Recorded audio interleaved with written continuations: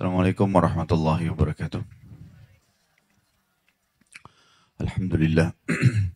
Selalu saja lisan kita memuji Sang Pencipta Allah yang kita yakin Dia akan membalas kita dengan kalimat pujian ini dengan memenuhi segala kebutuhan kita sebagaimana janjinya. Karena kalimat ini diberikan istilah dan nama dengan kalimat syukur. Maka tentu saja sangat wajar sebagai orang yang membutuhkan kepada Sang Penciptanya selalu mengucapkan kalimat ini. Jadi kita panjatkan salam hormat kita penuh dengan rindu dan cinta kepada manusia yang telah diperintahkan oleh Sang Pencipta Allah untuk mengucapkan kepadanya salam hormat dan dihitung sebagai ibadah dan juga ditambah atau diberikan 10 kali tambahan rahmat dengan mengucapkan 1 kali saja, maka sangat wajar kalau kita selalu mengucapkan dan mengejar rahmat Allah, salawat dan taslim kepada Nabi besar Muhammad sallallahu alaihi wasallam. Melanjutkan bahasan kita di kitab Riyadhus Shalihin dan masih di bab sabar. Kita masuk ke hadis 52 dari Ibnu Mas'udin radhiyallahu anhu bahwa Rasulullah sallallahu alaihi wasallam bersabda, "Innaha satakunu ba'di atharatun wa umurun tunkirunaha." Qalu ya Rasulullah, fama ta'muruna? Qala tu'adduna al-haqqa alladhi 'alaykum wa tas'aluna Allah alladhi lakum. Hadis ini tentu muttafaqun alaih, diriwayatkan oleh Imam Bukhari dan Imam Muslim. Yang terjemahannya, sesungguhnya akan ada sesudahku nanti sikap atharah dan hal-hal lain yang kalian ingkari. Mereka bertanya, wahai Rasulullah, lalu apa yang Anda perintahkan kepada kami? Beliau bersabda sallallahu alaihi wasallam, tunaikanlah hak yang menjadi kewajiban kalian dan mintalah kepada Allah apa yang menjadi hak kalian. Dan satu-satunya kalimat yang belum diterjemahkan adalah atharah. Dan di situ ada terjemahannya. Setelah tulisan muttafaqun alaih, al-athara adalah memonopoli sesuatu dan mengabaikan orang-orang lain yang memiliki hak di dalamnya. Seperti biasa, kita akan coba rincikan hadis ini.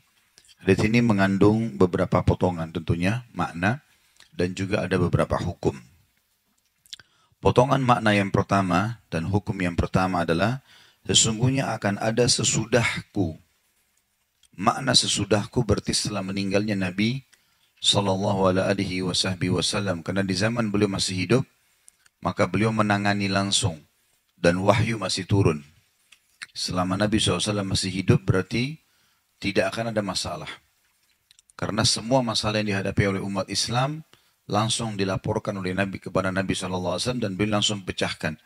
Dan pada saat itu pula turun wahyu, meluruskan atau mendukung. Dan ini juga menandakan memang akan ada fitnah yang terjadi setelah meninggalnya Nabi sallallahu alaihi wasallam, sebagaimana dalam banyak riwayat yang lain.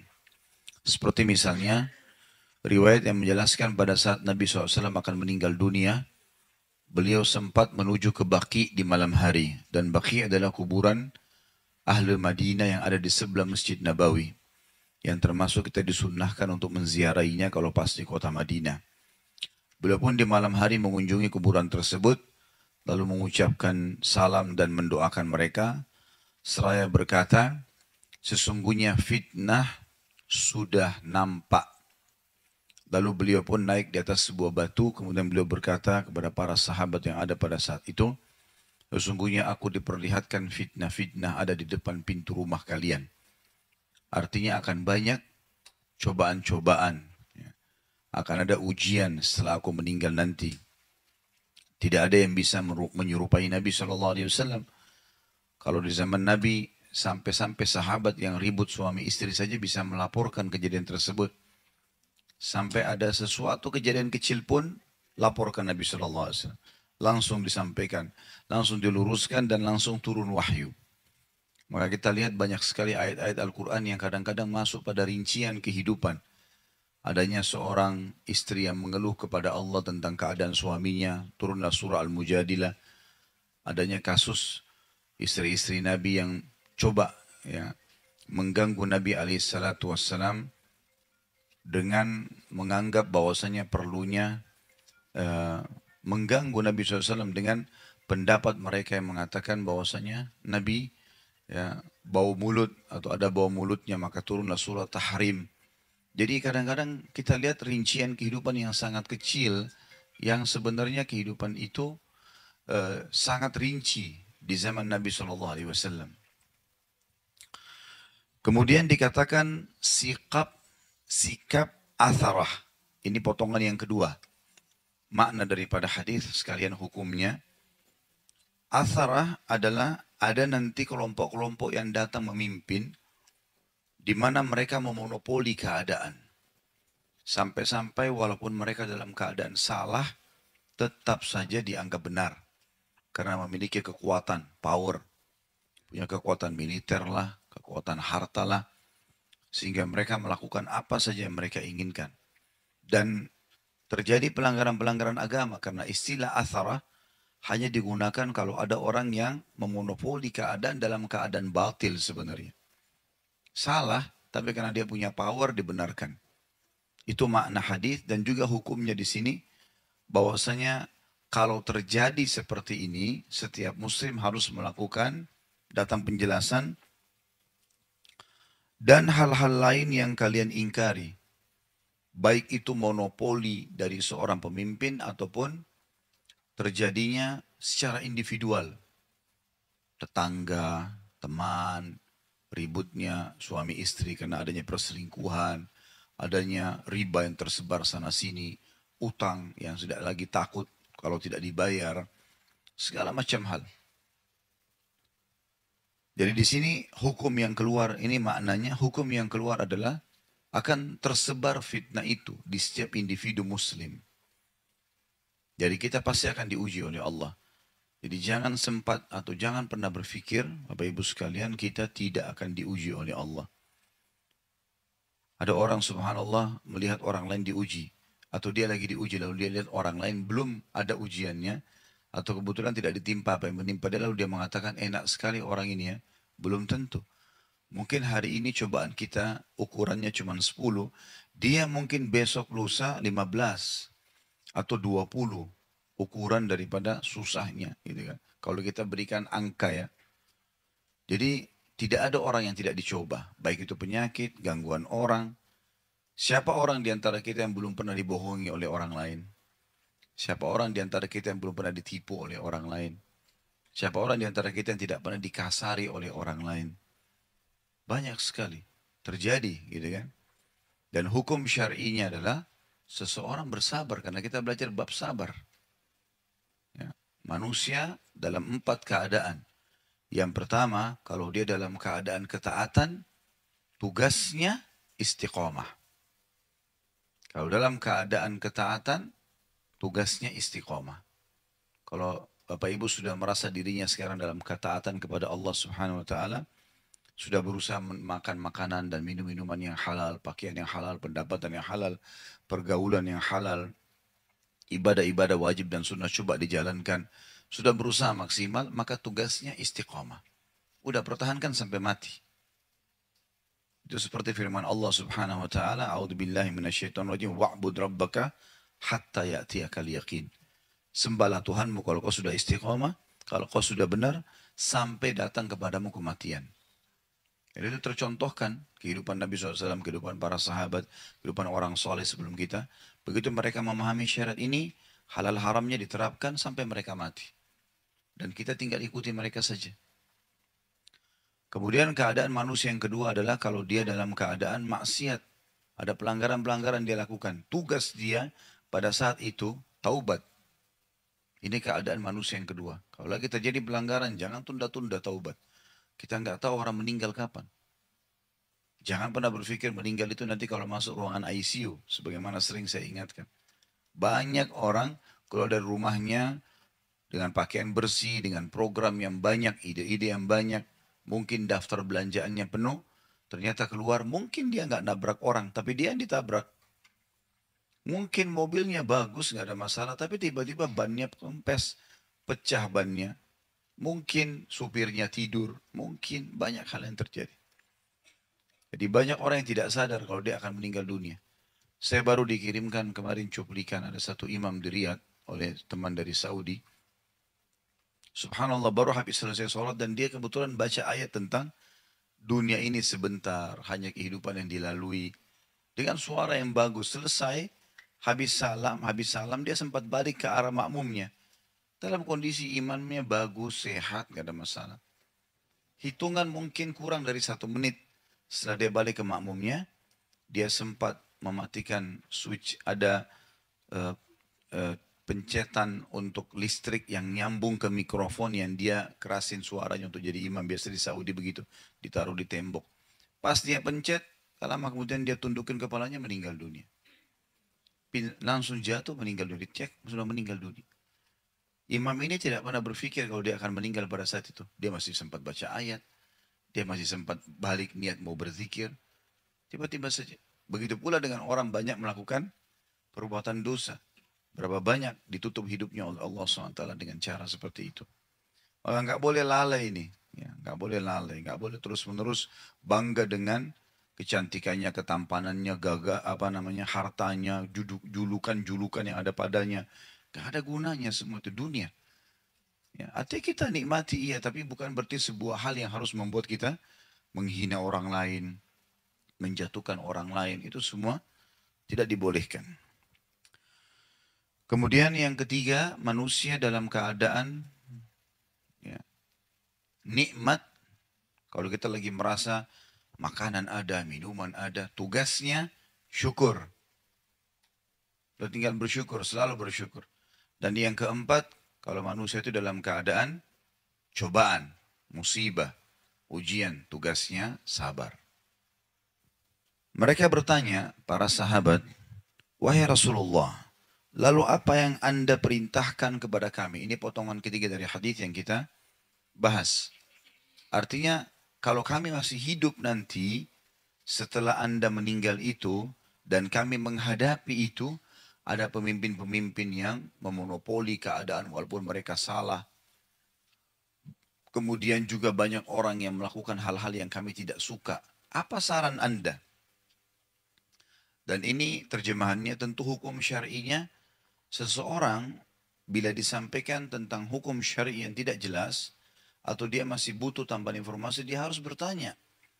Supaya dia dapat jawaban. Ya. Jadi di majelis ilmu boleh bertanya. Yang penting pertanyaan tersebut memang dibutuhkan. Bukan untuk pamer pada temannya kalau memang dia ini hebat. Dia bisa bertanya. Ini kadang-kadang cirinya kalau dia bertanya setelah dibaca pertanyaannya sibuk dengan HP-nya. Sibuk dengan kegiatan lain karena dia nggak butuh jawabannya. Bagi dia temannya tahu dia sudah bertanya. Ini nggak baik. Apa gunanya buat gitu? Apa yang mau dikejar sih? Pujian teman yang selalu saya bilang hanya sepanjang lidah. Gak ada gunanya. Nol buat kita, kosong. Kita bertanya memang ini tahu, ini panduan hidup saya. Saya butuh. Juga bukan untuk mengetes pematerinya. Biasa saya bahasakan gitu. Kalau bertanya, jangan mengetes saya ya. Karena ada orang begitu. Dia sudah tahu ini sebenarnya, tapi dia sengaja nanya. Nanti bikin heboh dengan itu. Tapi Allah SWT tahu niatnya. Inna malamalu bin niat. Ya. Dan ini yang akhirnya jadi banyak fitnah sekarang terjadi di antara para da'i. Seakan-akan di YouTube itu da'i sama da'i diberantemin. Proses video game gitu ya. Ustadz ini vs Ustadz ini gitu. Ya. Apa ini? Ya. Kalau kita berpikir akal sehat, apa tujuannya orang itu mengangkat? Untuk apa? Untuk apa? Menghebohkan di tengah-tengah masyarakat? Membuat para da'i berantem? Gak ada gunanya. Allah tahu loh niatnya. Kan gitu. Bertanya bukan untuk mengetes. Memang saya butuh ilmunya. Ya. Ini yang terjadi di kalangan para sahabat ridwanullahi alaihim. Mereka bertanya pada Nabi SAW tapi bukan untuk pamer sama temannya. Bukan untuk menguji Nabi SAW. Tidak. Memang butuh jawaban. Di sini tentunya hukum syar'inya bagaimana sahabat bertanya. Dan banyak sekali riwayat di mana para sahabat bertanya pada saat mereka butuh. Ya Rasulullah begini, ya Rasulullah begini. Ya Rasulullah tambahkan kami. Ya, jawabannya. Maka itu semua dibolehkan tapi dengan syarat-syarat tadi. Tentu dengan mengikhlaskan niat ya. Karena kalau orang hanya karena mau pamer sama temannya, hanya mau mengetes pemateri, nggak ada gunanya buat dia. Minimal manfaatnya tidak ada. Minimal sekali. Dan beratnya kalau Allah hitung dosa. Tapi kalau dia niat ikhlas memang bertanya karena dia tidak ngerti, lalu akhirnya dijawab dan orang lain jadi ngerti, maka dia panen pahalanya. 100-200 orang yang dengar, 1000-2000 orang yang dengar gitu kan. Itu luar biasa manfaatnya. Orang lain jadi tahu gara-gara dia. Asal dia ikhlaskan, dia panen pahalanya. Jadi ini potongan ketiga kita bolehnya bertanya di majelis ilmu tapi dengan syarat-syarat sudah saya jelaskan tadi. Lalu beliau menjawab, merincikan apa yang dibutuhkan oleh para sahabatnya dan kita juga butuhkan. Bagaimana kalau ada pemimpin yang datang otoriter? Ada subhanallah pemimpin mencintai jabatannya melebihi mencintai dirinya sendiri. Walaupun dia harus nantinya kena akibat di penjara, dibuku, dicaci maki, merusak martabatnya, keluarganya, nggak peduli. Pokoknya dia harus mengejar. Dia tidak sadar kalau ada Allah sang pencipta mengawasi. Sehebat apapun kita mengemas kejahatan kita, pasti kebongkar. Pasti. Mau di mana sih simpannya? Gitu kan. Kita mau simpan, kita mau tutup mulut kita. Dia bisukan pun dirinya, itu tidak mungkin kalau ada orang menyebutkan sesuatu lalu kemudian dia bisukan dirinya. Tetap Allah punya cara membongkarnya. Mereka kadang-kadang orang yang punya aib kemudian terbongkar, dia sampai membahasakan, kok bisa ya? Ya pasti bisa lah ada sang pencipta yang mengawasi gitu kan. Jadi jangan mengkhayal gitu. Rahasia ya, nggak ada rahasia di dunia ini. Nggak ada. Semua pasti kebongkar. Makanya yang dirahasiakan pun yang baik. Sehingga kalau terbongkar jadi pelajaran buat orang. Kalau yang buruk nggak ada gunanya. Nggak ada gunanya. Dan kita harus sadar Bapak Ibu sekalian sudah saatnya kita berhenti menjadi orang buruk. Sampai kapan nih? Mau jadi orang malas ibadah, mau jadi orang yang selalu gunjingin orang, terus sibuk dengan itu tiap hari. Siapa lagi yang mau digosipin nih? Siapa lagi targetnya? Siapa lagi yang mau ditipu? Ada orang begitu program tiap hari. Sampai kapan dia mau begini? Sementara makin banyak dia buat dosa, maka makin berat hukumannya loh. Orang berzina sekali, orang bohong sekali, orang menipu sekali. Hukumannya beda dengan orang yang 10 kali menipu, 10 kali zina.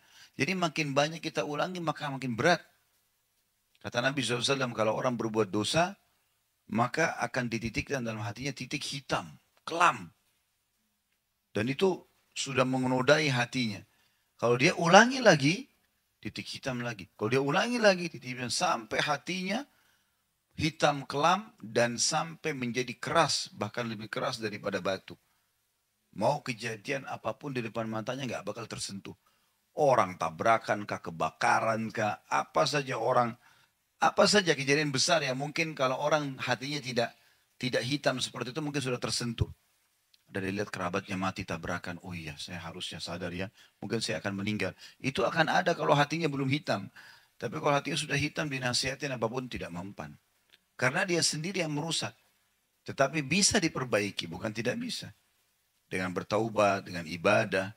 Sampai kata Nabi SAW, hati itu bisa berkarat. Dan untuk menghilangkan karatnya, rajin membaca Al-Quran. Ibadah lagi, gitu kan. Maka itu akan bersih tentunya. Tapi kalau tidak lakukan masalah ini. Sebagaimana lanjutan hadis kata Nabi SAW, dan kalau seseorang berbuat kebaikan, maka dititikkan dalam hatinya cahaya yang putih. Kalau dia ulangi lagi, cahaya putih lagi. Kalau dia ulangi lagi, cahaya putih lagi. Sampai hatinya menjadi putih bersih dan bercahaya. Sampai-sampai dia pun bercahaya dan bisa memberikan cahaya kepada orang lain. Ya. Karena memang dia sudah membersihkan hatinya. Jadi harus difahami ini. Tidak boleh kita menunda-nunda taubat. Menjadi orang baik enak kok. Jujur, amanah, tanggung jawab, santun, ya, dermawan. Orang semua suka kok. Kita juga jadi nyaman. Juga dalam agama kita dapat pahala. Untuk apa kita gunjing orang? Sombong dengan orang lain. Menghina orang lain. Mengambil hal. Untuk apa? Apa manfaatnya buat kita? Nggak ada ketenangan juga hidupnya. Selalu dihantui dengan tanda kutip sini ketakut-takutan. Ya. Selanjutnya potongan keempat dari hadis adalah jawaban Nabi SAW. Tunaikanlah hak yang menjadi kewajiban kalian. Di situ ada footnote ditulis. Nomor 79, yakni kalian melaksanakan kewajiban kalian seperti taat kepada mereka. Maksudnya para pemimpin, sekarang pemimpinnya zalim. Apa tugas kita? Ya kita jalankan apa yang Allah perintahkan. Kita kan disuruh patuh. Ya patuh saja selama bukan maksiat. Dan tidak melawan mereka. Gak usah kita ribut. Ya. Kita coba berusaha menasihatin, meluruskan. Gitu. Saya katakan, kata penulis, hal ini dibatasi selama mereka tidak menampakkan kekufuran yang nyata. Sebagaimana yang ada dalam hadis Ubadah yang sahih. Ya. Maksudnya adalah, kalau pemimpin itu betul-betul sampai pada kekufuran, seperti misalnya menutup masjid. Gak boleh ada sekolah Islam, gak boleh ada masjid. Melarang umat Islam ibadah itu lain. Dia sudah menahan orang untuk ibadah kepada Allah SWT, itu hukumnya berbeda. Tapi kalau kita masih boleh sholat, kita masih bisa puasa, kita masih bisa sedekah, kita masih bisa majelis ilmu, udahlah, doakan supaya dapat hidayah.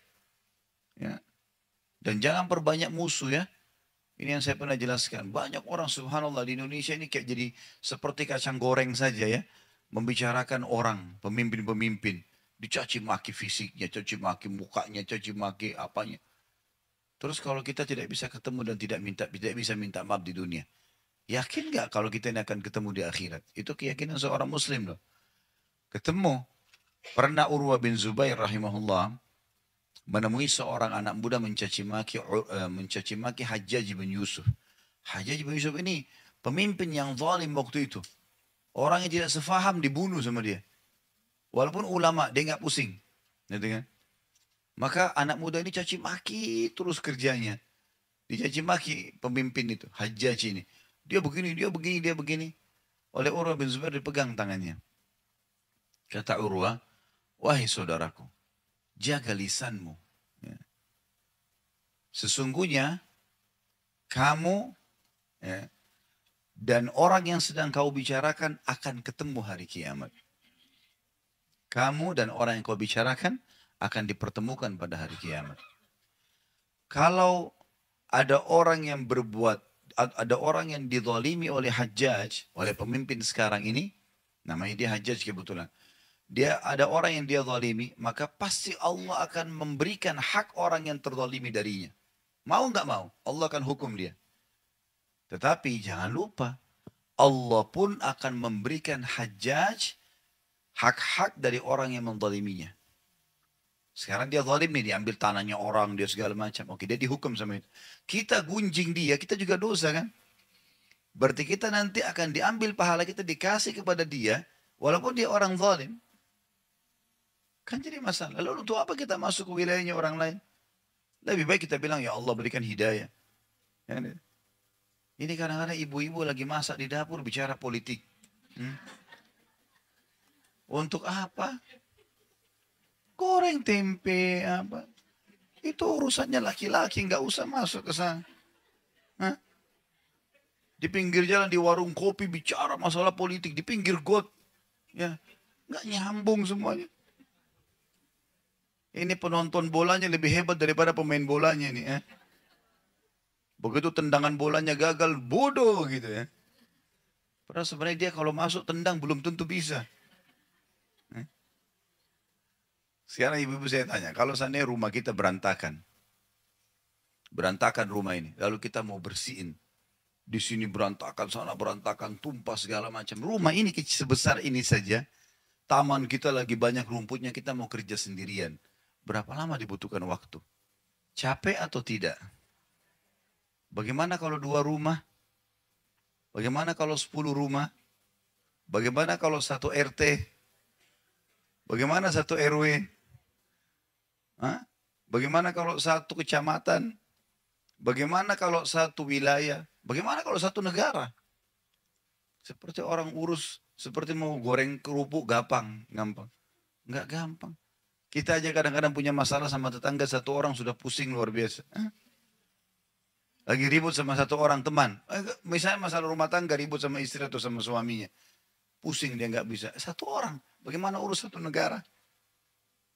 Lebih baik kita jangan campuri wilayah itu. Karena masalahnya, Nabi SAW wasiatkan loh ini.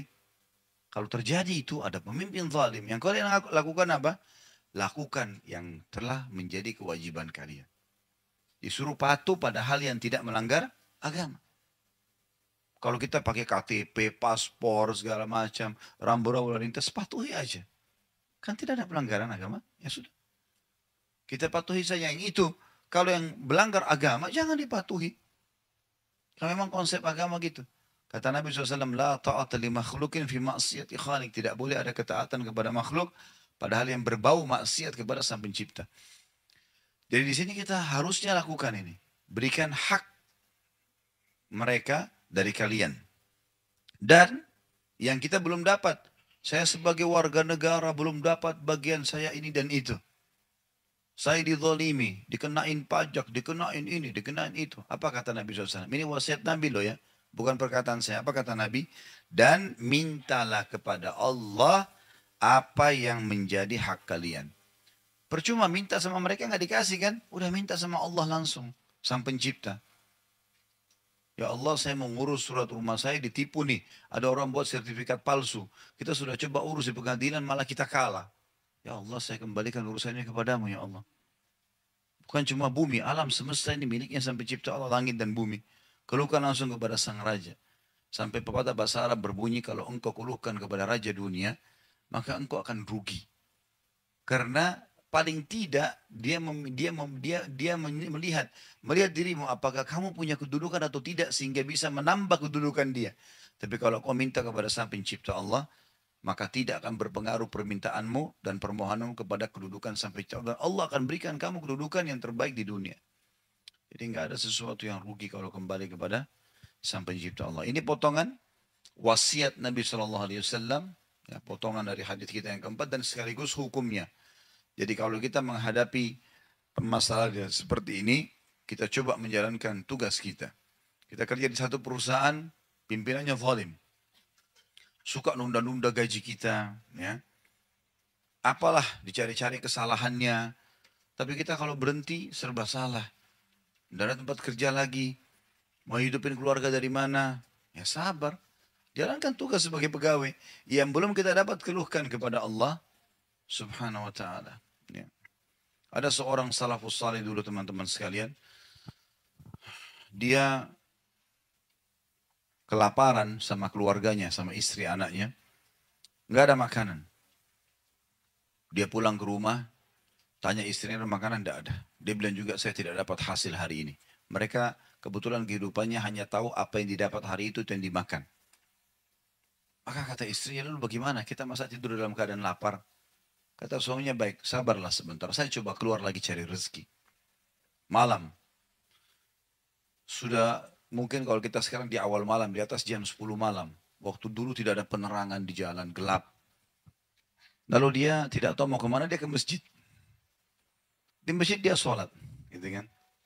Sholat pada saat itu, kebetulan di malam itu, raja yang berkuasa di wilayah itu, di wilayah Irak waktu itu kebetulan memang dia gelisah, nggak bisa tidur malam itu. Gelisah dia pada malam itu, nggak bisa tidur. Maka dia pun terbangun dan terlintas di benaknya untuk bersedekah. Si raja itu. Begitu luar biasanya kalau tanda kutip di sini Allah yang mengatur rekayasa kehidupannya. Maka si raja ini gelisah. Dia bilang, ini raja ini bercerita, saya tidak tahu kenapa saya gelisah malam itu. Saya pun mengambil kantong-kantong dinar saya yang banyak. Kemudian saya jalan. Dia bilang begitu saya jalan, saya bilang sama diri saya tidak usah pakai pengawal, saya mau jalan sendiri. Dan saya biarkan kuda ini jalan. Di mana dia berhenti, ada saya temuin orang, saya sedekah. Subhanallah, kudanya raja masuk ke masjid itu. Itu kisah nyata. Masuk masjid, dia lihat kok masjid. Coba saya turun, dia turun, ditemukan orang tadi lagi nangis. Dalam sujudnya, ya Allah, aku kelaparan dengan keluargaku, ya Allah. Berikanlah aku makanan, jangan kau biarkan kami kelaparan. Raja ini datang, dengar doanya, saya keluar mau sedekah. Ini buat kamu. Gitu. Dan saya raja wilayah ini. Kalau kau butuh apa-apa tinggal bilang sama saya. Apa kata orang tersebut? Saking dia fahamnya, kalau dia ternyata yang memberikan dia bukan si raja sebenarnya. Tapi ada raja yang sebenarnya. Dia mengatakan, demi Allah saya tidak akan minta kepadamu. Tapi saya akan minta kepada zat yang telah mengutusmu datang kepadaku. Minta kepada Allah SWT. Banyak orang tidak paham poin ini. Sekarang dia butuh nih. Ya Allah utang saya lunasi. Ya Allah sembuhin penyakit. Allah berikan panduan nih. Ada orang temannya datang pinjamin duit atau bayarin lunasin utangnya. Atau misalnya dia apalah yang dia inginkan Allah kasih. Sakit ketemu dokter yang bagus. Udah lupa sama Allah nih. Oh dokter itu hebat gitu kan. Loh yang tadi kamu berdoa sama Allah minta supaya disembuhin. Yang membuat dokter ini datang itu adalah Allah SWT. Dalam kisah yang lain dikatakan ada seorang wanita. Dia ribut sama suaminya malam itu tapi dia terzalimi. Kebetulan dia tidak punya apa-apa. Ini diceritakan kejadian di negeri Syam. Oleh salah satu hakim negeri Syam. Dia katakan pada saat itu. Saya lagi kumpul sama teman-teman saya. Kata si hakim ini. Saya lagi kumpul sama teman-teman saya lagi makan malam. Dan pada saat itu mereka menahan saya supaya ayo tetap deh duduk di sini sama kami. Ya malam ini begadang ngobrol kebaikan masalah hukum agama segala macam. Nanti kita pulang ya setelah sholat malam. Dia bilang waktu saya duduk gelisah hati saya nggak enak. Saya merasa kayak sesak napas di majelis itu. Tapi ini majelis yang baik sebenarnya. Lalu saya bilang sama teman-teman saya baiklah sebentar. Saya coba hirup udara dulu. Saya keluar, saya berdiri, saya jalan. Teman-teman bilang silahkan. Kebetulan mereka di sekitar padang pasir dan di situ kemah-kemah aja. Gitu. Dia bilang saya keluar. Begitu saya keluar jalan sedikit jauh dari kemah, saya dengar ada tangisan perempuan. Nih perempuan nangis di tengah padang pasir siapa nih? Dia bilang saya dekatin suara tersebut. Begitu saya dekat, saya temukan perempuan itu lagi mengucapkan kalimat gitu. Ya, dia bilang, ya Allah, sesungguhnya aku tidak memiliki orang lain kecuali engkau. Gitu kan. Maka saya pun tanya kata hakimnya, hai hamba Allah, kenapa kamu ini? Dia bilang, saya ribut dengan suami saya dan suami saya mengusir saya dari rumah. Saya tidak punya tempat naungan, anak-anak saya pun ditahan oleh dia. Saya sekarang mau tidur, mau makan, tidak ada. Maka saya berkeluh kesah kepada Allah. Kata si hakimnya, kenapa kau tidak angkat perkaramu kepada hakim? Kata perempuan tersebut, hakim mana yang mau dengar perempuan seperti saya? Enggak ada keluarganya yang dukung, enggak ada hartanya. Nama saya tidak dikenal. Lalu dia pun menangis si hakim ini sambil menceritakan dalam kisah itu. Dia mengatakan subhanallah wanita ini tidak tahu kalau malam hari itu karena doanya Allah datangkan hakim kepadanya. Dibuat hakimnya sesak napas datang ke dia. Konyolnya kita kadang-kadang tidak pakai senjata ini. Manusia dan manusia. Siapa lagi temanku yang saya harus telepon nih. Gitu. Sibuk cari nomor telepon. Namanya siapa nih? Yang bisa dihubungin mau curhat lagi. Nggak ada gunanya. Udu, sholat, sujud. Ya Allah. Gitu. Selesai. Nanti datang tuh orang-orang yang menolong. Gitu. Itu poinnya. Berkeluh kesah. Makanya kata Nabi SAW. Jalankan tugas kalian. Dan yang belum kalian temukan. Belum dapat. Mintalah kepada Allah langsung. Ini artinya kalimat yang luar biasa. Untuk kita dikembalikan kepada Sang Pencipta. Allah Subhanahu Wa Ta'ala. Hadis 53 dari Abu Yahya Usaid bin Hudair radhiyallahu anhu, anna rajulan minal ansar qala ya Rasulullah, ala tasta'miluni kama ista'malta fulana? Faqala innakum satalqawna ba'di athara fasbiru hatta talqawni 'ala al-haud. Hadis ini juga riwayat Bukhari Muslim. Bahwasanya ada seorang dari Ansar, dari penduduk asli Madinah, berkata, wahai Rasulullah, mengapa anda tidak mempekerjakan saya sebagaimana anda memperkerjakan si fulan? Saya juga butuh pekerjaan. Angkatlah saya jadi pegawai apa gitu kan. Sebagaimana anda mengangkat si fulan. Maka Nabi SAW bersabda, sesungguhnya kalian akan menjumpai sikap athara sesudahku. Maka bersabarlah hingga kalian bertemu denganku di haud atau di telaga. Hadis ini seperti tadi, kita akan ambil beberapa potongan. Potongan yang pertama adalah bahwasanya ada seorang dari sahabat yang berkeluh kesah kepada Nabi SAW tentang kenapa dia tidak diberikan pekerjaan. Karena di sini posisi Nabi SAW adalah sebagai pemerintah, pemimpin gitu kan. Saya juga mau dapat pekerjaan. Seperti banyak masyarakat biasa mengeluh kesah gitu. Kenapa si fulan dikasih, kenapa saya tidak dikasih gitu kan. Maka ini potongan yang pertama dan kita harus ambil pelajaran dari hadis ini dari hukum syar'i di sini, bolehnya seseorang bertanya tentang hak dia kalau dia merasa dia punya hak. Dalam Islam boleh. Boleh seorang istri tanya kepada suaminya, suami tanya kepada istrinya, anak-anak tanya pada orang tua tanya pada anak-anak, teman pada temannya, bawahan pada atasan atau pada bawahan, boleh bertanya. Mana akad kita, mana kesepakatan kita, mana hak saya, mana ya, kewajiban kamu, dan seterusnya. Maka Nabi SAW potongan yang kedua dari hadis bersabda, beliau tidak fokus menjawab orang ini yang minta pekerjaan, tapi beliau malah menjelaskan hal yang lebih besar daripada itu. Beliau berkata, sesungguhnya kalian akan menjumpai sikap atharah tadi, monopoli, zalim dalam kepemimpinan. Ya, sesudahku, kalau aku tidak akan ada masalah. Sebagian ulama hadis mengatakan, Nabi SAW pun sikap beliau dalam banyak riwayat tidak pernah menolak orang yang meminta. Dan di sini dalam riwayat ini pun Nabi SAW mempekerjakan orang ini. Menugaskan dia sesuatu lalu diberikan upah gitu kan. Lalu beliau bersabda, sesungguhnya akan datang sifat atharah sesudahku. Dan nanti akan ada sesudahku nanti pemimpin yang tidak akan memberikan kalian apa yang kalian minta nih. Mau minta, mau merayu, mau berusaha. Pokoknya kalau mereka nggak mau ya sudah, nggak bisa dapat. Maka jalan keluarnya apa? Berontak, ribut, bersabarlah. Kata Nabi. Ini wasiat hadis gitu kan. Bersabarlah. Hingga kalian bertemu denganku di haud. Sampai kalian mati. Sabar aja. Sebentar kok dunia itu. Sampai kalian menemuiku di haud. Makna ditemui di haud adalah di telaga Nabi SAW. Dan perlu kita tahu telaga Nabi SAW itu ada dua ya. Ada telaga di mahsyar namanya haud. Dan ada telaga di surga namanya Kautsar. Ada dua telaga Nabi SAW.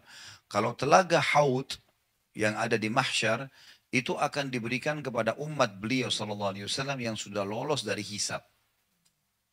Jadi kalau kita lolos dari hisab, sudah timbangan amal baik kita lebih berat, maka sebelum ke surga, kita akan ke haud. Makanya Nabi SAW mengatakan dalam hadis lain, sesungguhnya aku akan mendahului kalian di haud dan menunggu kalian. Bagi yang sudah lolos amal solehnya, dia pasti ke sana. Dan kata Nabi SAW, haudku seluas pandangan mata. Dan cantengnya, tempat-tempat wadah minumnya, bejana airnya, itu sebanyak jumlah bintang di langit. Miliaran jumlahnya. Siapa yang minum seteguk, tidak akan pernah haus selamanya. Ketahuilah, haudku itu sumbernya dari surga Firdaus. Air itu keluar dari surga, diminum. Juga ada hadis lain yang berbunyi akan datang orang-orang yang aku kenal ke haud. Mereka datang. Lalu aku mengatakan, lalu mereka ditarik oleh malaikat, dimasukkan, mau dilempar ke api neraka. Kata Nabi SAW, ya Allah, wahai Tuhanku, ini sahabat-sahabatku. Aku mengenal mereka nih. Pernah beriman padaku. Kata para malaikat, Allah menjawab. Ya, melalui malaikat, maka malaikat berkata, hai Muhammad, sesungguhnya engkau tidak tahu apa yang mereka lakukan sepeninggalmu. Ya. Dalam riwayat lain, engkau tidak tahu apa yang mereka telah rubah dari ajaranmu. Maka kata Nabi SAW, suhqan, kecelakaan dan kebinasaan. Siapa yang mengubah ajaran yang sudah aku ajarkan sepeninggalku. Ya seperti banyak orang sekarang, subhanallah, kalau diingatkan, jangan Rasulullah tidak buat, enggak apa-apa. Ya sudah, enggak apa-apa, terserah. Tanggung jawab loh. Gitu kan. Enggak mau dinasihatin, tetap mau ngotot. Oh ini garis keras lah, ini wahabi lah, ini apalah. Oke lah, terserah, buat saja. Gitu kan. Yang penting kita sudah sampaikan. Tapi seperti itu, subhanallah, orang tidak mau diingatkan. Padahal ini hadis jelas. Hadis sahih riwayat Bukhari Muslim masalah ini.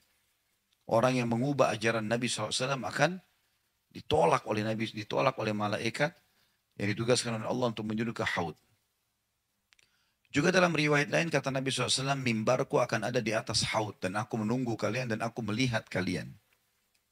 Riwayat yang lain juga, waktu Nabi SAW sakit keras sebelum meninggal, maka beliau sempat pada saat itu beliau sempat pingsan, kemudian terbangun. Di belakang, di luar rumah Nabi SAW, di masjid ini orang sudah banyak nangis. Karena sudah tersebar berita, kalau Nabi SAW akan meninggal. Mungkin Nabi sudah meninggal, mungkin tidak ada lagi sholat setelah ini bersama kita. Sahabat sudah banyak yang menangis, sampai ada yang pergi ke tiang-tiang masjid, sandarin badannya sambil khawatir betul-betul berita Nabi meninggal nih. Rupanya Nabi SAW dengar tangisan-tangisan itu. Di masjid terisak-isak sahabat ini. Maka beliau diberikan kekuatan oleh Allah bangun kembali dari ranjangnya. Kemudian beliau keluar, waktu keluar sahabat menyambutnya luar biasa. Lalu beliau naik di atas mimbar sambil mengatakan, wahai manusia, perjanjian dan pertemuan kita bukan di sini. Ini dunia kita akan tinggalkan. Tapi aku akan menunggu kalian di haudku. Kita ketemu di sana nanti. Ikuti ajaranku, ketemu di sana. Gitu loh. Itu janjian yang sebenarnya itu akan abadi. Karena kalau sudah lewat, kalau sudah dapat haud, berarti sudah lewat dari hisab. Berarti sudah pasti masuk surga. Itu perjanjian yang sebenarnya abadi sudah. Seperti itulah. Dan ini pelajaran juga, Bapak Ibu sekalian, bahwasanya kehidupan dunia sebentar. Dan jangan seorang mukmin jadikan target. Makan yang ada, minum yang ada. Boleh cari kualitas terbaik. Tunggangi kendaraan yang ada, rumah yang ada, iya. Tapi bukan target. Jangan kalau nggak dapat, nggak bisa tidur 3 hari. Hah? Pergi ke restoran, tutup. Dipikirin sampai 3 hari, kenapa tutup? Nah, ibu-ibu biasa tahu dirinya ini ya. Pergi ke toko baju, nggak dapat bajunya. Kepikiran, kenapa nggak dapat 1 bulan? Semua teman-temannya dibicarakan, tuh baju bagus, saya nggak dapat. Satu kampung semua tahu. Gara-gara dia tidak dapat baju. Untuk apa? Emang kalau tidak pakai baju itu mati? Kan tidak. Kalau nggak dapat makanan itu kenapa? Makan yang lain. Toh tempe, rendang, apa segala macam ini variasinya kan. Di lidah kita rasanya beda. Oh ini tempe, oh ini sambal, oh ini nasi, oh ini ayam kari, ini segala macam. Begitu masuk ke tenggorokan, masih bisa dibedain mana rendang, mana tempe, mana. Berarti kan variasinya ya. Intinya nutrisi masuk ke tubuh kan gitu. Kalau ada yang terbaik makan, bukan tidak boleh. Tapi jangan sampai kalau tidak dapat kepikiran kayak orang yang luar biasa. Enggak. Biasa aja gitu. Kita lagi mau keluar baju belum siap. Ya pakai baju yang ada. Enggak apa-apa kok. Oh teman-teman saya di pengajian sudah tahu minggu lalu saya pakai baju itu. Biarin aja nggak apa-apa ditahu. Masa ada tiap orang datang, ini baju kau minggu lalu ya. Orang nggak ada. Nggak ada orang yang pusing dengan baju itu. Dia sendiri mungkin sudah lupa baju apa dia pakai minggu lalu, mau pusing dengan bajunya orang lain gitu. Pakai tas malu, ini tasnya kayaknya minggu lalu saya sudah pakai nih. Sepatunya sama, biarin aja sama, nggak apa-apa. Yang penting kan bersih, halal, bagus kan gitu. Nggak usah berlebihan. Ya. Karena orang subhanallah berlebihan sekali ya. Jadi harusnya dikontrol. Karena nanti kalau kita terlalu berlebihan dengan dunia, cinta dunia akan menghilangkan akhirat. Kata sebagian ulama salaf, sedikit cinta dunia akan menghilangkan banyak dari akhirat. Nanti akhiratnya jadi banyak dilupain. Ada pernah Sulaiman ibn Abdul Malik, salah satu khalifah, bertanya kepada Salamah bin Dinar, salah satu tabi'in. Dia mengatakan, kenapa kita benci kematian? Kenapa kita ini kayak orang takut mati? Maka kata Salamah bin Dinar, karena kita telah memperbaiki dunia kita dan kita merusak akhirat kita. Sehingga kita khawatir pindah dari sesuatu yang sudah kita perbaiki kepada sesuatu yang kita rusak. Jadi kita sudah perbaiki, dapat segala macam dunia walaupun cara haram, maka akhirnya jadi rusak. Kita takut mati gara-gara di sana rusak. Kita tahu ini akibat dari perbuatan kita sebenarnya. Gara-gara itu. Maka dunia dinikmati tapi secukupnya. Akhirat, target akhirat. Sayang sekali gitu. Toh kita makan, toh kita minum. Dan ingat selalu, lisan orang tidak usah dikejar. Bajumu baru ya, tasmu baru ya, oh rumah baru, oh iya hebat ya, oh pintar ya, oh cantik ya. Terus apa? Tambah kenyang? Enggak. Tambah tinggi badannya? Enggak. Gak ada sesuatu. Untuk apa gitu? Ya. Kalau orang puji kebetulan, enggak masalah. Tapi kalau kita kejar itu, supaya orang selalu puji kita, nggak ada gunanya. Untuk apa? Terus kalau kita datang di situ, terus tidak dipuji gimana? Kecewa. Lalu suudon sama orang. Ini orang nggak tahu nih kalau baju saya baru. Ini orang nggak tahu nih kalau saya pakai sepatu baru. Sengaja diperlihatkan kepada orang lain. Kan jadi kecewa sendiri ya? Nggak usah lah. Ya. Dunia sebentar. Udah paham belum ini? Diterapin ya. Hadis terakhir dalam bab sabar. Udah iya, kita sudah pindah ke bab sidik nanti. Bukan terakhir taklim. Taklim sampai mati. Hah? Telaga yang kedua Kautsar di surga. Yang inna ataina kal kautsar. Kami berikan kepada Muhammad Kautsar. Kautsar itu telaga di surga. Jadi kita nanti kalau mengunjungi insya Allah istana Nabi SAW di surga, kita boleh minum dari Al-Kautsar. Gitu loh. Kalau yang kita bahas haud, karena di sini kan disebutkan haud, telaga yang pertama. Ya. Baik, hadis yang terakhir dalam bab sabar ini, nomor 54. Ya, berarti Bapak Ibu sudah belajar minimal 54 hadis. Ya. Dan bisa lebih, karena satu poin biasanya bisa lebih dari satu hadis kan. Mungkin sudah ada 70 sekian hadis yang Bapak Ibu belajar. Sudah berapa yang dihafal? Sudah berapa yang diamalkan? Jangan kejar hadiah bukunya saja. Ya. Ilmunya diterapin ya. Baik. Cara yang terbaik ibu-ibu saya sarankan terutama ibu-ibu karena banyak yang hadir. Kalau pulang ke rumah apa yang dipelajari tadi ya, diketik. Kalau bisa diketik di handphonenya. Belajar hadis bab sabar. Tanggal sekian hari ini.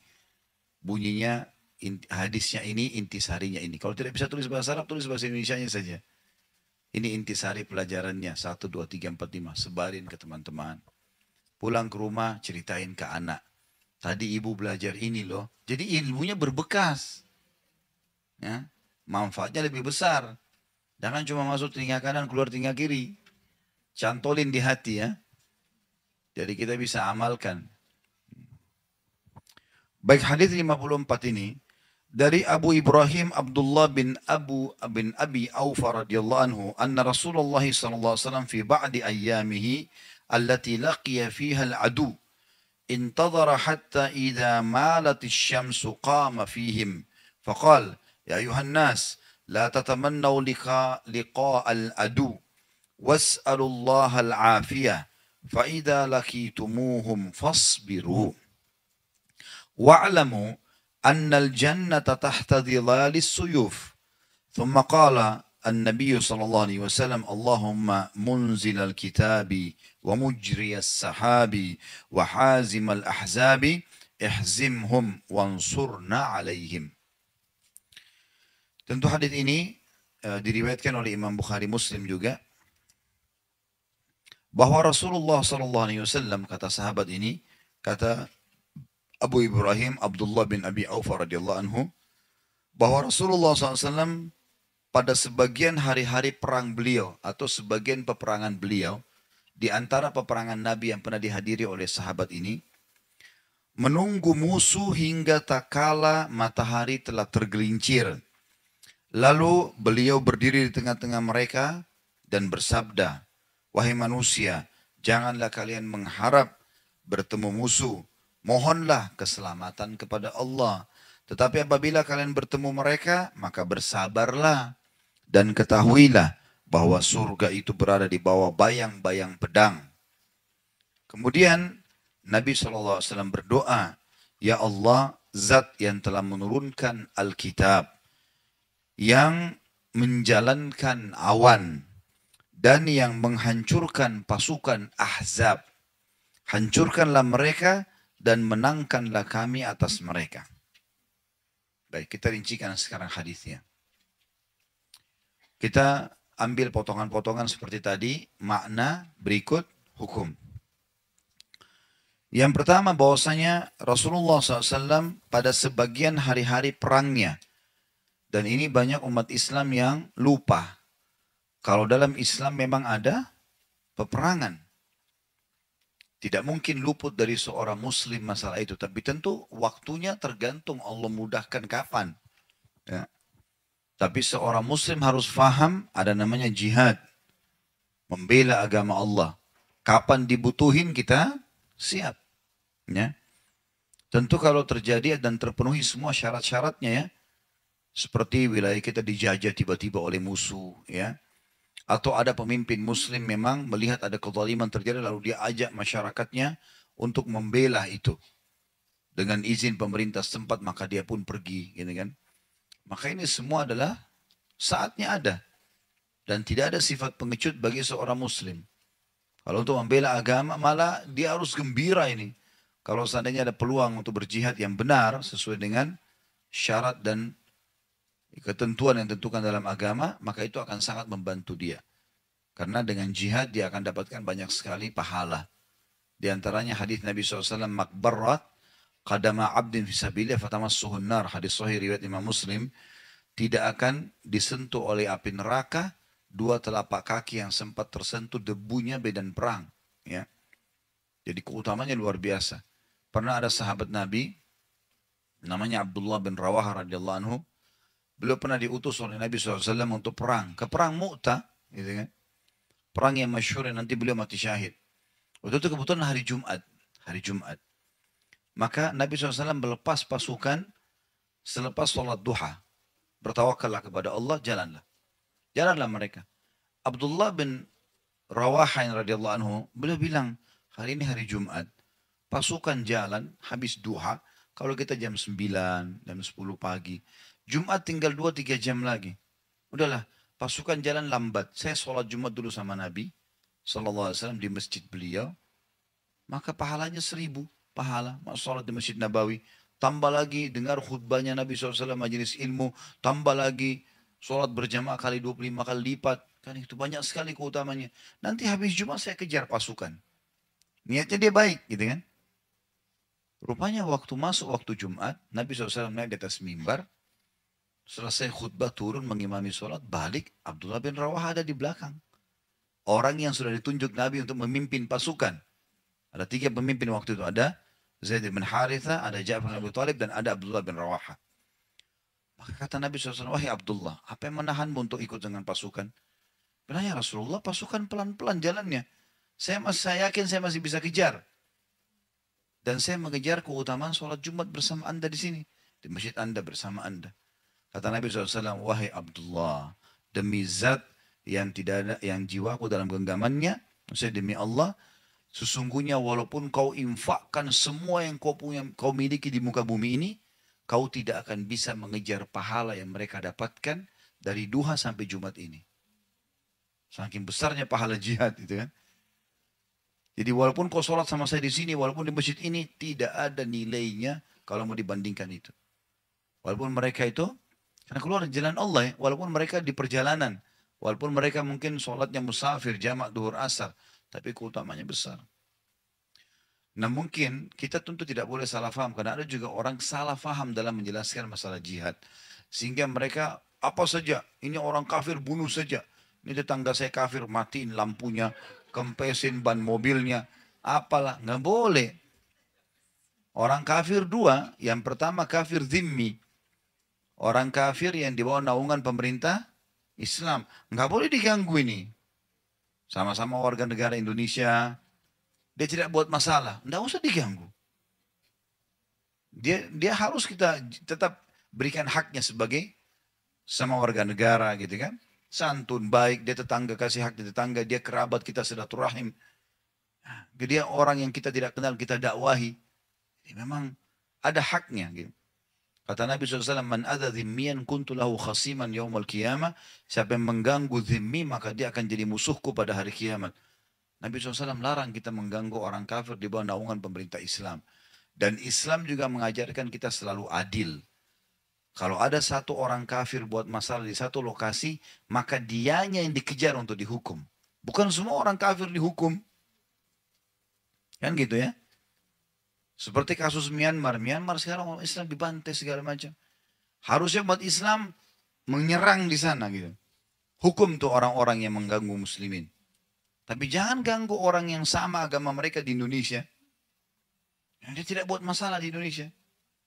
Harus kita berlaku adil ya. Tidak boleh ini. Pernah terjadi subhanallah di zaman Sultan Muhammad Al-Fatih, rupanya di daerah beberapa wilayah Eropa itu umat Islam dibantai. Gitu kan? Lalu dia keluarkan fatwa karena di daerah Spanyol dibantai umat Islam, maka dia keluarkan fatwa semua wilayah kekuasaan Islam bantai orang kafir. Begitu, karena dia jengkelnya, kok enak benar di sana masjid dibakar, rumah dibakar segala macam gitu kan. Maka ditanya kepada mufti waktu itu di Turki. Maka beliau mengatakan, wahai Amir Mu'minin, Allah mengajarkan kita keadilan. Yang melanggar, yang dihukum. Bayangkan kalau satu orang Indonesia mencuri, lalu semua Indonesia divonis pencuri dan semua harus dipotong tangannya. Kan nggak mungkin. Masa di satu keluarga lingkup lebih sempit lagi, ada satu yang buruk, masa semua keluarga itu buruk? Kan nggak mungkin. Yang sedang salah itu yang diperbaiki kan. Di satu perusahaan ada satu pegawai korupsi, dianya yang salah, bukan semua perusahaannya. Ada satu abri buat salah, bukan semua abrinya. Satu orang, maka yang salah, begitu Islam ajarkan kan. Maka itu harus difahami. Tidak boleh kita ceroboh ini. Gitu kan. Dan dalam jihad juga ada syarat. Gak boleh bunuh perempuan, gak boleh bunuh anak-anak. Kecuali perempuan itu militan ya. Kalau dia memang militer, berbeda. Kayak sekarang banyak kan tentara-tentara perempuan. Memang dia dilatih untuk membunuh, itu lain. Dia masuk di kancah peperangan. Jadi bukan orang yang datang meramaikan saja. Kalau orang-orang kafir Quraisy dulu, perempuan mereka bukan mahir perang. Tapi mereka datang menari-menari, menyemangati para prajurit. Nah itu lain, itu ditawan saja. Tapi kalau yang militernya lain, karena dia membunuh nanti. Tapi tidak boleh bunuh umumnya perempuan, tidak boleh bunuh orang tua, tidak boleh bunuh anak-anak, tidak boleh rusak fasilitas umum, tidak boleh rusak tempat ibadah, tidak boleh membakar. Orang bunuh pun bunuh dengan cara baik, tusuk, mati, selesai, nggak ada mutilasi. Nggak boleh bakar, nggak boleh potong kupingnya, cungkil matanya, segala macam. Nggak boleh. Kan gitu. Ada dalam Islam. Tetapi itu satu sisi. Sisi yang lain juga jangan lupa memang itu ada dalam Islam. Jangan juga orang menganggap, oh nggak ada jihad itu. Nggak boleh. Ya, itu Nabi SAW mengatakan, puncak daripada keislaman adalah jihad. Pada saat dibutuhkan. Itu puncak keimanan. Sampai beberapa orientalis mengatakan, jangan kalian lawan umat Islam dengan pedang. Karena kalau kalian lawan, mereka punya konsep jihad. Dan jihad akan terus membakar iman dia sampai dia mati. Kalau satu kali orang dapat jihad tuh yang benar, dia udah semangat terus. Karena yang dimotivasi adalah surga, mati syahid, surga, bukan pulang. Ya. Cukuplah sabda Nabi SAW, semua orang kalau mati tidak berharap kembali ke dunia. Kecuali orang yang mati syahid. Bukan untuk kembali pada istrinya, pada anaknya, pada pekerjaannya, pada makanan favoritnya, kendaraannya, bukan. Kembali untuk mati terbunuh lagi. Dia berharap hidup, perang, ditusuk lagi sama musuh, mati lagi. Karena besarnya pahala yang Allah janjikan. Orang mukmin tahu masalah itu. Dunia ini kita akan lalui. Seperti kita sekarang lihat dunia ini ada, begitu juga akhirat loh. Nanti kita kalau meninggal seperti orang bangun tidur. Oh ternyata ini ya. Dan sudah ada teorinya secara syar'i disampaikan. Jangan sampai kita menyesal ya. Bangun tidur baru, oh ternyata saya salah nih, rugi. Gak ada lagi. Sayang. Oh iya saya pernah dengar yang penceramah. Tapi terimalah tapi itu. Ya. Masuk neraka. Kenapa belum berubah? Iya ya, kapan ya? Kapan? Jadi gimana dong? Orang yang berakal kalau dinasihatin berubah. Karena kalau sudah sampai penyampaian melalui lisan kepada kita, kita tidak mau dengar, maka yang terjadi adalah akan datang cobaan yang lebih berat daripada peringatan lisan. Ya. Nanti penyakit, gak mau juga tak kapok, sembuh masih lagi buat maksiat, diberikan cobaan yang lebih berat lagi, dan seterusnya. Makin dia lalu lakukan, maka makin berat itu. Itu potongan pertama. Potongan yang kedua, dari hadis kita ini, Nabi SAW menunggu musuh hingga tak kala matahari telah tergelincir. Ini salah satu tata cara perang Nabi SAW. Jadi beliau selalu menunggu selepas subuh, awal terbit matahari menyerang. Awal terbit matahari menyerang. Dan ini sunnah Nabi SAW. Ya.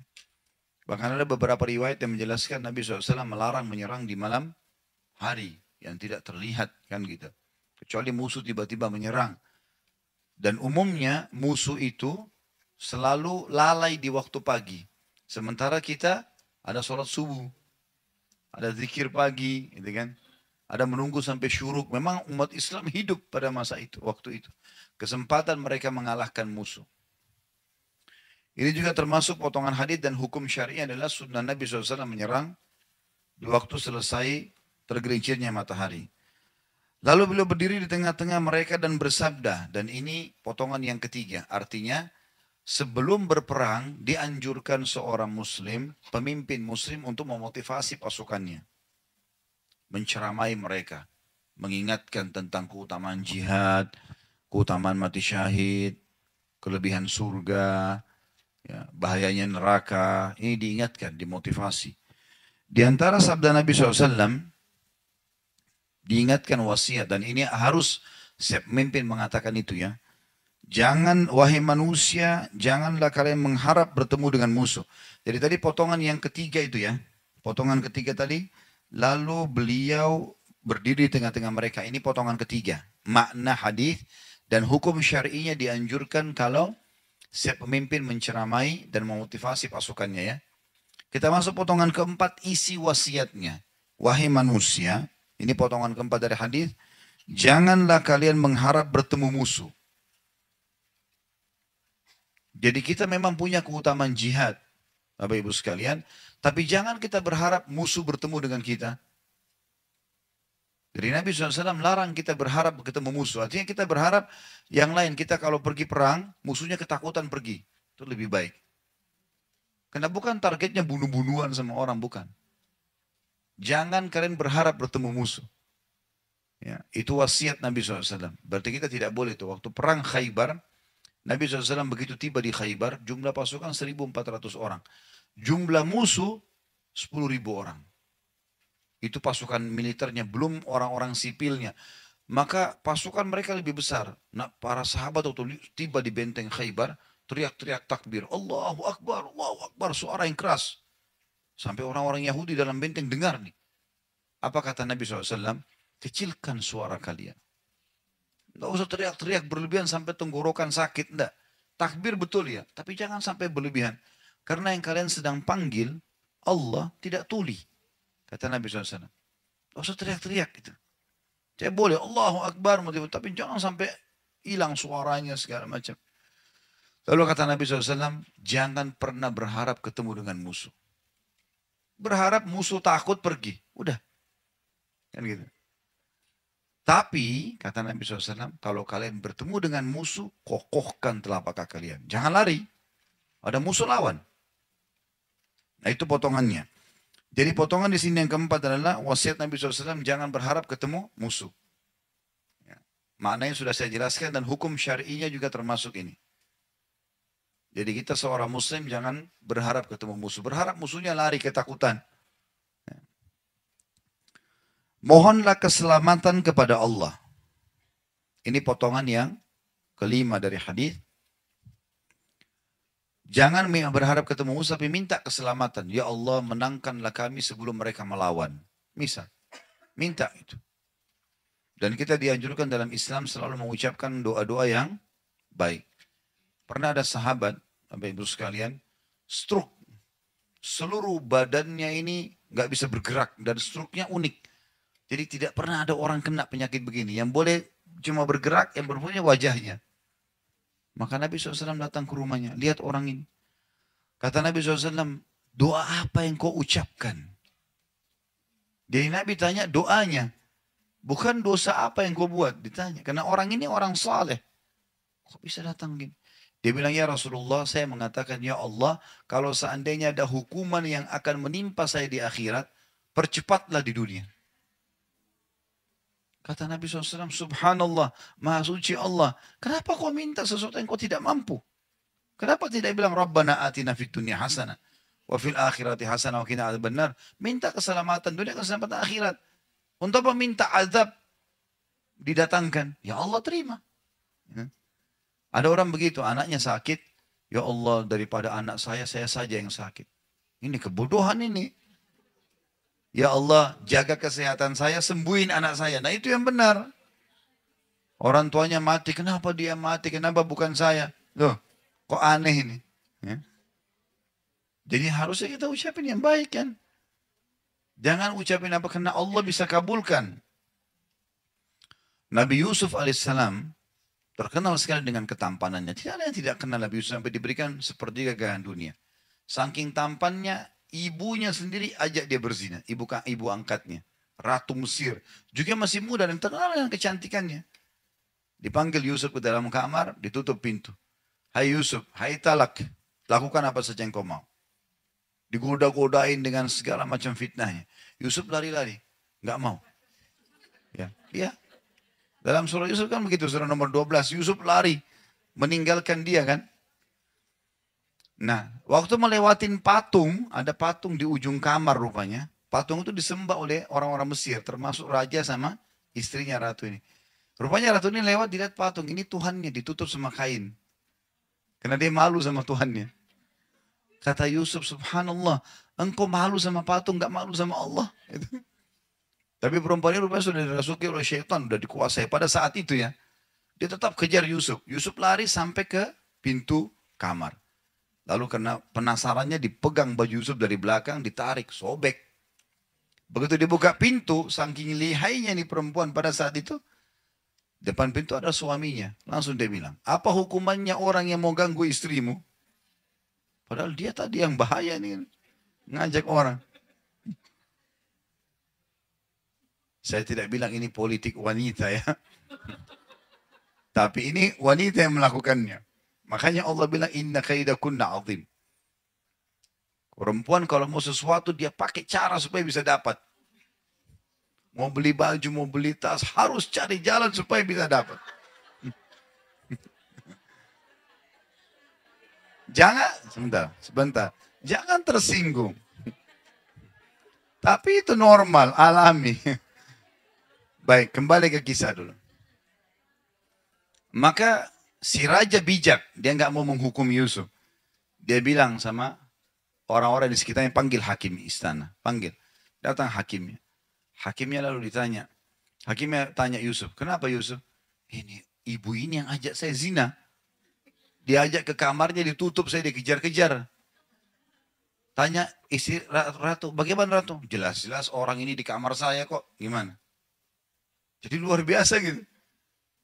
Maka untung bijak nih si hakim. Dia bilang, kita kalau gitu lihat bajunya Yusuf. Kalau baju Yusuf robek dari depan, berarti betul si ratu.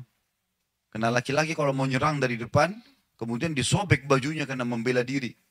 Tapi kalau baju Yusuf robek di belakang, berarti ini perempuan yang masalah nih. Ternyata betul dilihat bajunya Yusuf robek dari belakang. Tapi dia bisa dengan caranya membuat suaminya yakin kalau dia tidak salah. Ringkas cerita, tersebar satu Mesir kalau ratu tergila-gila sama anaknya sendiri. Penasaran dia, undang semua satu Mesir. Wanita Mesir semua diundang oleh ratu, silakan datang. Datang ke satu hall yang luas. Entah berapa yang banyak datang. Disiapin pisau sama apel.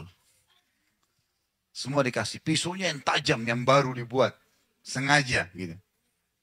Ini Allah ceritakan dalam Al-Quran, surah Yusuf ya. Begitu mereka sudah siap semua, lalu kata si ratu, silakan nikmati apelnya. Dipeganglah apel sama pisau. Waktu mereka mau potong, Yusuf disuruh keluar. Begitu Yusuf keluar, Allah bilang dalam Al-Quran, faqatta'na aydiyahun. Perempuan-perempuan ini sudah bingung, mana tangan, mana apel. Mereka potong tangan mereka. Saking tampannya ya.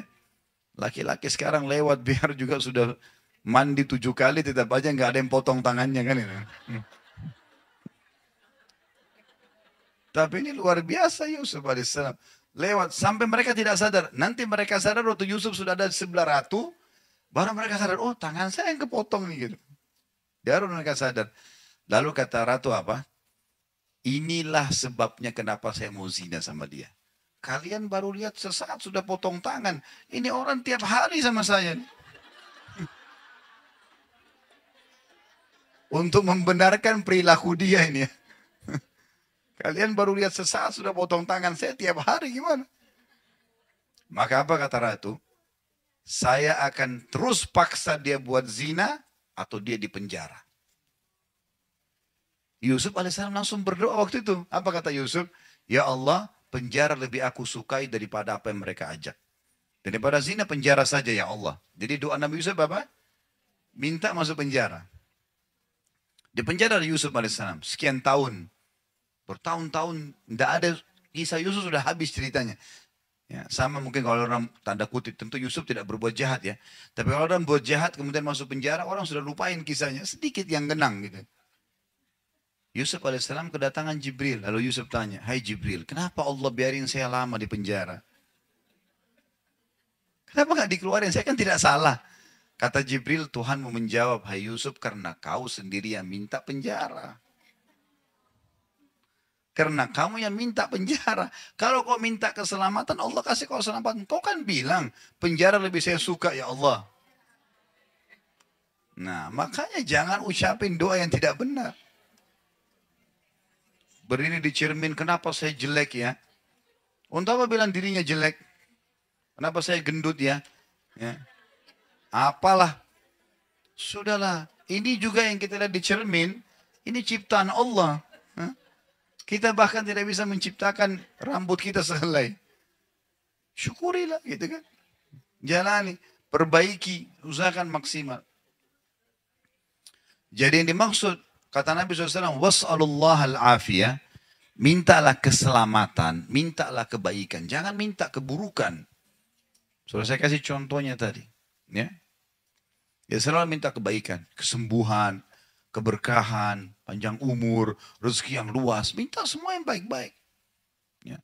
Dan jangan pada ucapkan, cukuplah ya Allah. Udah, tamak dengan rahmat Allah bagus. Ya. Boleh.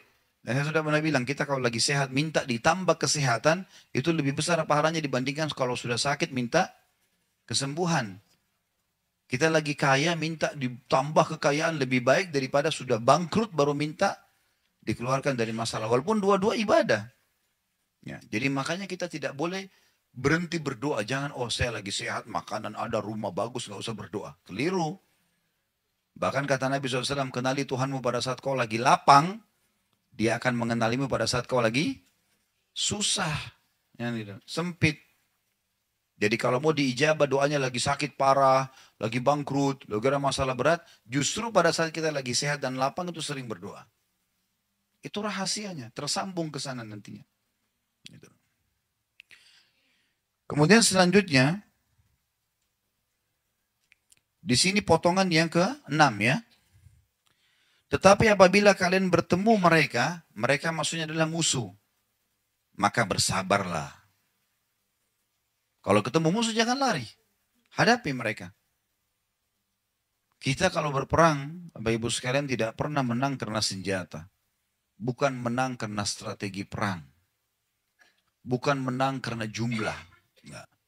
Umat Islam menang karena ketakwaannya. Makanya Umar bin Khattab adalah kalau kirim pasukan, selalu mewasiatkan kepada mereka. Ingat, perbedaan kalian dengan musuh kalian bukan di jumlah, bukan senjata, bukan strategi perang, tapi ketakwaan kalian, keimanan kalian. Mereka lagi kafir, bermaksiat, maka kalian bertakwa. Gara-gara itu kalian menang. Kalau kalian juga bermaksiat kepada Allah, maka otomatis jumlah kalian kalah, senjata kalian kalah, strategi kalian kalah. Maka kalian akan kalah. Berarti kata kunci menangnya di situ. Subhanallah, jangan pernah terpengaruh kalau dalam masalah jihad. Oh, ini musuh ahli bela diri. Oh, ini nanti senjatanya canggih. Omong kosong semua itu. Kalau sedang medan perang beda. Tahu teman-teman sekalian, dijelaskan dalam riwayat-riwayat sahih di perang Badar, banyak sahabat yang bilang, saya waktu baru mau melayangkan pedang saya ke orang kafir, lehernya sudah melayang. Bukan dia yang bunuh. Kalau Allah mau kita di medan perang ikhlas, senjata kita jadi terarah sendiri. Kuasa Allah, walaupun kita ikhtiar. Kita disuruh untuk mempersiapkan diri, belajar, segala macam. Iya, tapi kalau sudah terjadi di kancah peperangan itu kuasa Allah yang memberikan kemenangan. Memang sudah begitu poinnya. Ya. Karena ini ibadah di jalan Allah Subhanahu wa taala. Tentu saya bilang tadi bukan berarti orang Islam terjun bebas, gak latihan, tidak. Mereka latihan juga, mereka kenal senjata. Mereka tahu, tapi kalau sudah berhadapan sama musuh, udah di tangan Allah kemenangan. Allah SWT berikan kemenangan. Ini potongan yang ke-6 tadi. Kemudian potongan yang ke-7. Jadi hukum syar'inya di sini tentu bersabar. Ya, kokoh menghadapi mereka.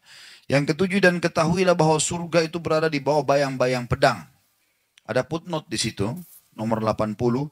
Al-Hafidh Ibnu Hajar Al-Asqalani rahimahullah berkata dalam Fathul Bari jilid 6 nomor di halaman 24, Al-Qurtubi berkata, ini adalah bagian dari ucapan yang sangat berharga, sangat padat, berisi macam-macam balaghah. Balaghah itu retorika bahasa Arab ya. Dengan lafaz-lafaz yang ringkas dan mudah. Sesungguhnya ia mengandung himbauan kepada jihad, berita tentang pahala jihad, anjuran mendekati musuh, mempergunakan pedang, bersatu ketika menyerang sehingga pedang-pedang menaungi para pasukan. Ibnul Jauzi juga berkata, maksudnya adalah surga itu didapat dengan jihad. Zilal adalah jamak daripada zil atau bayangan. Kan tadi dikatakan surga di bawah bayangan pedang. Jika dua orang yang berseteru bertemu, maka masing-masing berada di bawah bayangan pedang lawannya. Sebab masing-masing ingin pedangnya mengenai lawannya. Hal ini tidak terjadi melainkan ketika berkecamuknya perang. Berarti maknanya kita bisa simpulkan dua. Di sini yang dimaksud dengan surga berada di bawah bayang-bayang pedang, artinya surga bisa didapatkan dengan jihad. Ya, berhadapan sama musuh. Kena dengan tertusuk, kena peluru, kena bom, segala macam. Apalah ya, kemudian dia mati, selesai urusan. Jasadnya nggak ada urusannya. Karena orang yang mati tidak lagi merasakan bagaimana keadaan fisiknya. Mau terbakar, mau dicincang, mau ditusuk, nggak ada lagi dia rasa. Dia cuma rasa sakaratil maut. Kalau dia orang beriman, mudah keluar ruhnya. Kalau dia orang kafir fasik, susah keluar ruhnya. Begitu saja konsepnya. Makanya orang ditabrak kereta api, orang tenggelam di lautan, orang terbakar di atas pesawat, meledak. Nggak lagi ngerasain itu. Dia nggak lagi bilang, aduh kepala saya sakit ditabrak kereta api misalnya. Udah enggak. Yang dia lihat malaikat maut cabut ruhnya. Selesai. Dia beriman, mudah. Dia kafir, fasik, sulit. Selesai. Itu konsep dasarnya. Jadi makanya orang kalau paham ini tidak usah takut jihad. Entah apa dia takut. Toh kalau dia ditusuk musuh, dia tidak rasa kok itu. Sudah dia tinggal. Kecuali kalau dia belum mati. Kalau dia mati, sudah selesai urusannya. Dia nggak rasa lagi. Kemudian makna yang kedua dari potongan ini adalah seperti disebutkan oleh Ibnu Jauzi tadi, ya, bahwasanya setiap musuh yang sedang berhadapan dengan musuhnya, maka masing-masing di bawah naungan bayang-bayang pedangnya. Ya. Sehingga memang ini seruan kepada umat Islam agar mereka bersatu. Bayang-bayang pedang artinya satukan pedang-pedang kalian, lawan musuh dengan bersatu, gitu kan? Sehingga kalian bisa mendapatkan surga. Itu makna yang kedua. Dan dua-duanya maknanya masuk dalam potongan kita ini. Dan hukumnya tentu yang kita ambil adalah keutamaan jihad. Ya. Tetap masih dalam keutamaan jihad. Potongan yang keberapa sekarang?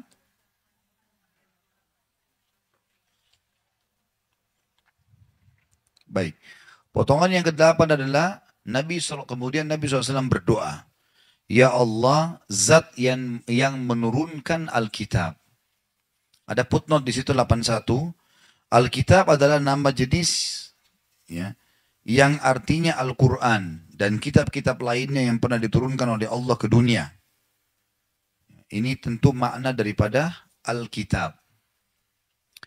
Dan kita ambil dari potongan yang ke-8 ini, di antara doa yang diijabah sama Allah, terutama pada saat akan berhadapan dengan musuh, kita mengakui kalau Allah pernah turunkan kitab-kitab. Ya Allah, zat yang telah menurunkan Alkitab. Bisa dua maknanya, bisa Alkitab hanya Al-Quran, atau memang Alkitab semua yang pernah turun. Ya, ada suhuf Nabi Ibrahim yang wajib kita yakini ada 4 atau 5. Suhuf Nabi Ibrahim, Taurat Nabi Musa, Zabur Nabi Daud, Injil Nabi Isa, Quran Nabi Muhammad, alaihimussalatu wassalam. Kemudian potongan selanjutnya, yang ke-9, yang menjalankan awan. Ya, ini tentu maknanya awan tidak tetap di satu tempat. Makanya kadang-kadang kita lihat ada awan menaungin satu tempat, nanti tiba pindah lagi di sana gitu ya. Dan banyak ayat Al-Quran menceritakan masalah itu. Allah lah yang telah memindah-mindahkan awan itu sesuai dengan yang dia inginkan. Awan tentu berfungsi sebagai filter air. Jadi air yang kita konsumsi sekarang, Bapak Ibu sekalian, bukan air baru. Air yang dari dulu awal diciptakan langit dan bumi ini. Tapi didaur ulang lagi.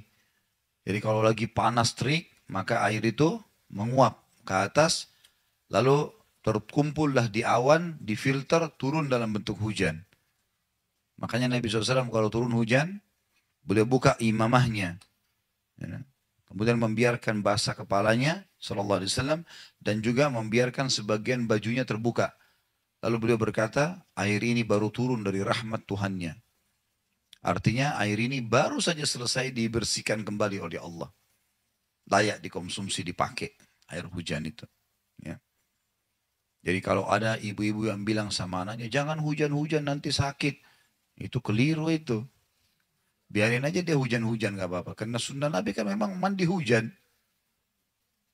Mengenakan sebagian air hujan kepada kita itu sunnah Nabi SAW. Karena itu rahmat. Ya. Yang jelas ini potongan yang ke-9. Allah ya, memindahkan awan itu berpindah-pindah. Hukum syar'inya adalah Allah ya, pencipta harusnya yang memindahkan awan itu. Potongan yang ke-10 yang menghancurkan pasukan Ahzab. Ini potongan yang ke-10 tentunya. Dan ini masih dijelaskan di footnote 81. Ahzab tentu jamak daripada hizib yang berarti kelompok. Ya, hizib kelompok. Kalau Ahzab kelompok-kelompok. Ini surah nomor 33 dalam Al-Quran. Namanya surah Ahzab. Ini menceritakan tentang perang Khandak. Ya. Perang Khandak, perang Parit ya. Perang Ahzab. Ya, ini semua nama-namanya peperangan tersebut.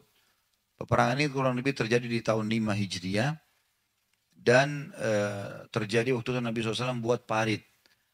Dan orang-orang Yahudi di Khaybar sebabnya adalah suku Qainuqa dan suku Nadhir, dua suku yang diusir oleh Nabi SAW dari Madinah, sehingga mereka tinggal di Khaybar, mengajak suku-suku Arab, semuanya termasuk Quraisy, ada puluhan suku Arab yang bergabung waktu itu untuk menyerang Madinah.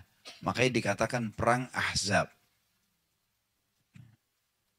Di sini karena waktu itu jumlah mereka banyak sekali 10.000 orang dan pasukan muslimin cuma 1.000 orang waktu itu. Jadi muslimin cuma 10%. Yang memisahkan antara mereka sama musuh cuma Parit. Kalau musuh berhasil masuk Madinah bisa hancur lebur nih. Kalau secara strategi perang gitu kan. Tapi kuasa Allah. Allah SWT datangkan setelah 43 hari. Ya, kejadian besar yaitu Allah datangkan angin kencang. Menghancurkan semua kemah-kemah mereka, kendi-kendi mereka, unta mereka turun sehingga mereka lari semuanya pulang. Ya, mereka bubar pada saat itu.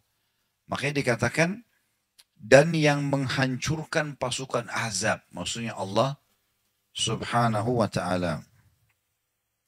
Di footnote 81 juga ditulis, dan pasukan Ahzab adalah kelompok-kelompok yang bersekongkol memerangi Rasulullah SAW.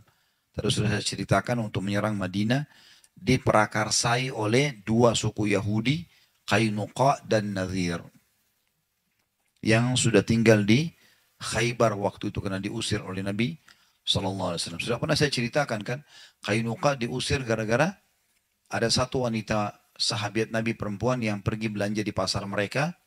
Jadi zaman dulu itu kalau ini kota Madinah, misalnya meja ini kita anggap kota Madinah, maka setiap suku itu punya benteng sendiri. Jadi misalnya di sini ada suku A, dibuat benteng sama dia. Ada pintu gerbangnya. Kalau malam mereka tutup, kalau pagi mereka buka. Di dalam benteng ini ada pasar, ada rumah-rumah gitu-gitu. Jadi dalam Madinah yang benteng yang besar, ada benteng-benteng kecil banyak di dalamnya. Gitu kan? Nah ada 3 suku Yahudi, Qainuqa, Nadhir, dan Quraidah. Tiga-tiganya diusir oleh Nabi SAW dari Madinah.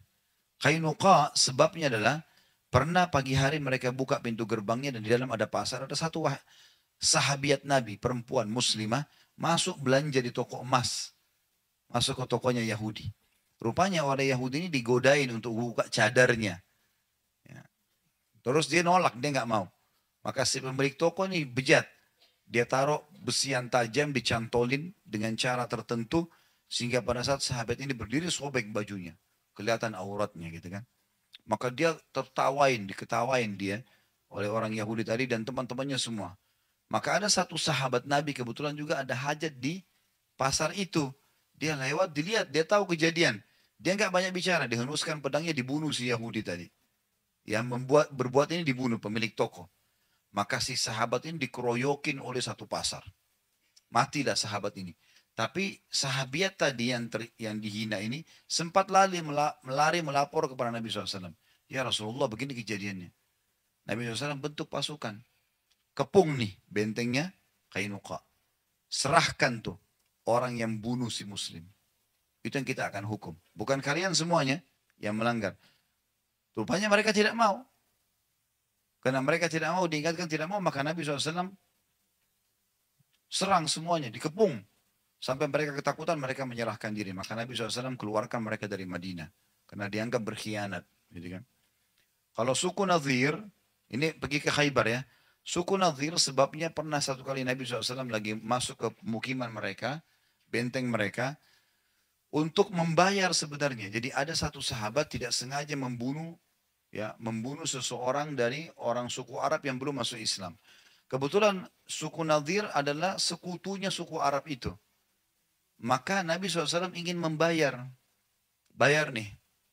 Nanti kasih aja ke suku sana. Karena takutnya nanti kalau sahabat ini dikirim malah dibunuh di tengah jalan. Waktu Nabi SAW lagi nunggu, karena mereka bilang tunggulah hai Muhammad. Nabi tunggu di salah satu rumah mereka lagi duduk di depan rumah. Kayak di tembok rumah di depan duduk sama Abu Bakar, sama Umar, sama Ali, dan sama kalau tidak salah Zubair. Ya, 4 orang sahabat Nabi menemani Nabi SAW. Rupanya orang-orang Yahudi bilang, satu sama yang lain, nggak ada kesempatan bunuh Muhammad lebih baik daripada sekarang. Siapa yang naik ke atas rumah, lemparin batu, biar dia mati. Satu Yahudi bilang, saya. Diangkatlah batu tersebut. Rupanya mereka tidak sadar ini Nabi gitu. Maka Jibril datang, mengatakan, hai Muhammad, di atas kepalamu ada orang Yahudi yang akan lempar batu, pergilah. Maka Nabi SAW berdiri dengan tidak mencurigakan. Seperti lagi punya hajat. Zaman dulu orang di rumahnya nggak ada WC, maaf. Ya. Jadi orang kalau mau buang air kecil, buang air besar harus ke padang pasir.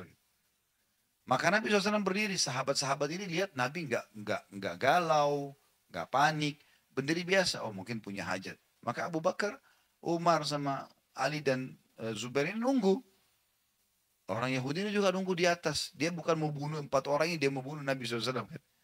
Nabi nggak balik-balik. Abu Bakar bilang pada sahabatnya, kok Nasrullah SAW lama nih? Jangan sampai ada apa-apa terjadi. Ayo kita pulang. Begitu tiba di masjid Nabi, pasukan sudah terbentuk. Lalu Nabi SAW kepung bentengnya Nadhir. Itu yang taruh batu di atas, serahin. Itu pengacau tuh sekarang. Harus dihukum. Mereka nggak mau. Nggak boleh, nggak mau dikasih. Nabi ancam, kalau nggak mau kita usir semua loh. Peperangan terjadi. Melanggar, harus dikasih. Nggak mau, akhirnya dikepung. Mereka ketakutan, mereka keluar. Diusir oleh Nabi SAW dari Madinah. Nah ini rupanya berkumpul di Khaybar. Nah mereka karena sakit hati diusir oleh Nabi SAW, mengajak suku-suku Arab yang lain, ayo kita serang Madinah. Terkumpullah 10.000 pasukan. Maka dikenal dengan pasukan Ahzab. Maka dikatakan Ahzab dan surah Al-Ahzab menceritakan masalah itu. Kelompok-kelompok. Ya. Dan ini kalau Bapak Ibu berminat untuk mengikuti tentu ada ceramah saya tentang Sirah Nabawi ya. Perang Khandaq. Ada itu. Saya ceritakan juga ada diceritakan perang Khaybar panjang lebar tentu. Kalau saya ceritakan sekarang bisa sampai sore kita nggak selesai ya. Jadi bisa kembali ke situ nantinya. Kemudian kalimat yang terakhir potongan ke-11 ya. Tentu di sini berarti kita bisa hukum syar'i tadi itu maknanya hukum syar'inya adalah kita bisa menggunakan mengatakan, ya Allah penghancur pasukan Ahzab. Dan memang Allah hancurkan mereka kan dengan angin. Kita minta agar Allah mendatangkan juga penghancuran kepada musuh-musuh kita walaupun terjadi di zaman sekarang seperti terjadinya pada pasukan Ahzab. Potongan ke-11 terakhir adalah hancurkanlah mereka dan menangkanlah kami atas mereka. Jadi di sini bukan kita yang menghancurkan musuh tapi Allah yang menghancurkan mereka. Minta. Dan ini harus menjadi sebuah hukum syar'i buat seorang muslim.